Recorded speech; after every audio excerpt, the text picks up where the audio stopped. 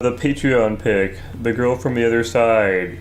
Thanks, Tutbot, for requesting The Girl from the Other Side. Hunter, can you describe the girl from the other side? She's hot. Well, she's a child. A very small child. She has time. I don't think she sees dies the in the potential context of in the her. movie. Jackson, you think to tell us a little bit about the girl from the other side? Yeah, it's a girl that got abandoned, and there's like a cursed guy, and he takes her in, and they grow close, and then they go on an adventure to get the girl back to the humans, and then something nefarious happens to her that's kind of unknown about what the fuck's going on, and then the movie ends. That's a great conclusion. What would you say your interpretation of the events in the film were? Me? Yeah. I think she was cursed, and I think she died or converted to whatever the fuck happens from the curse in that last scene, and the flower thing isn't actually her, it's just the fucking guy coping with her still being around. So he's just kind of like around the little flower. It's not actually her. I see. Like, was she alive at any point in the film, do you think? No. No? What the hell are you talking? What do you think was, like, going on then? I think he was hallucinating. I guess that is one take of the film. I don't actually agree with that, but yeah. Turner, how about you, dude? How'd you feel about this movie? You know, I really liked it for the vast majority of it. I thought it was a sweet little story, maybe a bit basic, because we've seen this kind of stuff before, where it's like, oh, this scary-looking individual finds an innocent child, but they're a good person, so they decide to take care of the child, even though they're scary-looking. My only real problem is I feel the ending does get way too abstract to the point where I don't know what it was trying to tell me or what exactly was happening at the end. Yeah. I can definitely feel that as well. Yeah, because just like, you know, fucking... This movie goes fucking balls to the walls at the end of it. To the point where it's like, well... I was kind of invested up until this point, but now, like... I don't know how I'm supposed to feel about any of this shit. What do you want me to take away from this? It's a hard shift, too, because it's like, it's relatively grounded for all the rest of it, where it is just them, you know, walking around in a very realistic world where, you know, they're having to, like, eat and scavenge and stuff like that. It's not, like, very metaphorical before the ending.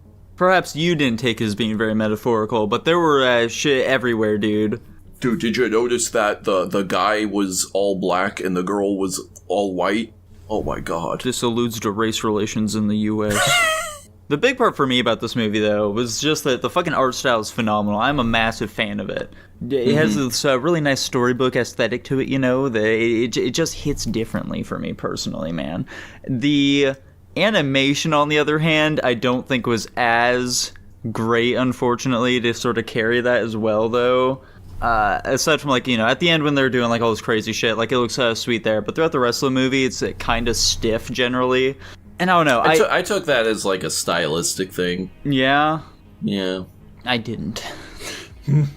I think it was more so a limitation, if anything.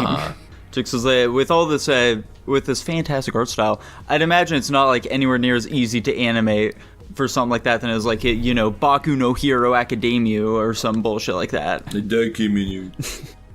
Outside of that, though, I don't know. The pacing for this movie was generally really fucking slow, and things only really started ramping up in, like, the last half of it or so, and, like, you know, once that started happening, I was much more engaged, but everything prior to that, I don't know, like, the girl's very generic, I would say. She's a generic little girl who doesn't, like, you know, fully grasp the gravity of everything that's going on around her. And I don't know, I wasn't, like, super engaged until, like, you know, all the fucked up shit really started happening later. I liked the slower parts more, honestly. You just like seeing this little girl and this big monster man just trying to get along, you know? Just trying to make their way in this world. It made my cold, cold heart feel something. You liked it when she made pancakes, but they were all burnt, and she was like, ooh, I'm gonna eat the pancakes anyway. And he was like, hang on, you might get sick. Maybe don't do that. Yeah, that was adorable. I love that part. Yeah. Reminds me of how I'll be once I'm a father. I'll be just like them. I'll tell her not to touch me, otherwise she will get cursed and die. I'll never give my daughter any physical affection. But she'll know deep down I still love and provide for her. There we go. So, Hunter, how'd you feel about this movie? Yeah, I didn't see it. Bummer. Would you still like to give it a rating anyway? I probably shouldn't. I'll decline. Okay, fair enough. Jackson, would you like to kick off the ratings here? I gave it a B.